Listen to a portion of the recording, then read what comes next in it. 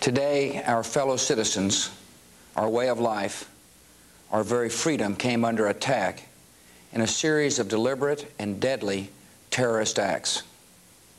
The victims were in airplanes or in their offices, secretaries, businessmen and women, military and federal workers, moms and dads, friends and neighbors.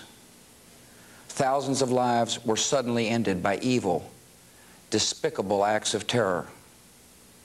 The pictures of airplanes flying into buildings, fires burning, huge structures collapsing, have filled us with disbelief, terrible sadness, and a quiet, unyielding anger. These acts of mass murder were intended to frighten our nation into chaos and retreat. But they have failed. Our country is strong. A great people has been moved to defend a great nation. Terrorist attacks can shake the foundations of our biggest buildings, but they cannot touch the foundation of America. These acts shatter steel, but they cannot dent the steel of American resolve. America was targeted for attack because we're the brightest beacon for freedom and opportunity in the world, and no one will keep that light from shining.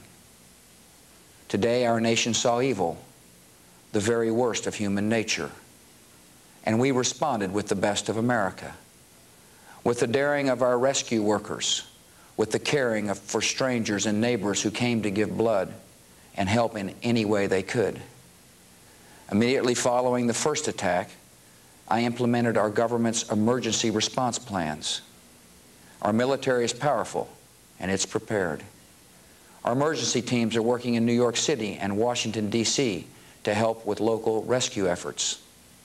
Our first priority is to get help to those who have been injured and to take every precaution to protect our citizens at home and around the world from further attacks.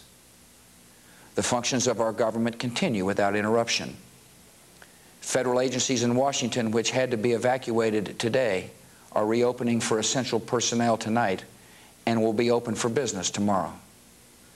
Our financial institutions remain strong, and the American economy will be open for business as well. The search is underway for those who are behind these evil acts. I've directed the full resources of our intelligence and law enforcement communities to find those responsible and to bring them to justice. We will make no distinction between the terrorists who committed these acts and those who harbor them. I appreciate so very much the members of Congress who have joined me in strongly condemning these attacks. And on behalf of the American people, I thank the many world leaders who have called to offer their condolences and assistance.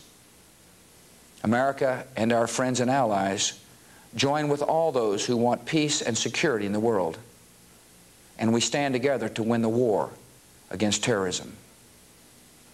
Tonight, I ask for your prayers for all those who grieve, for the children whose worlds have been shattered, for all whose sense of safety and security has been threatened. And I pray they will be comforted by a power greater than any of us, spoken through the ages in Psalm 23.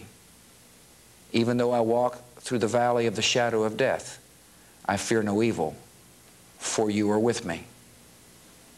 This is a day when all Americans from every walk of life unite in our resolve for justice and peace.